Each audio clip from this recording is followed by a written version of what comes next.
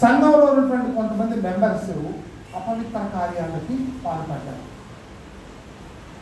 అంటే క్రీస్తునందు స్వతంత్రులయ్యారు. దేన్ని బట్టి? కృపను బట్టి. క్రీస్తునందు స్వతంత్రులయ్యారు. దేన్ని బట్టి అంటే కృపను బట్టి.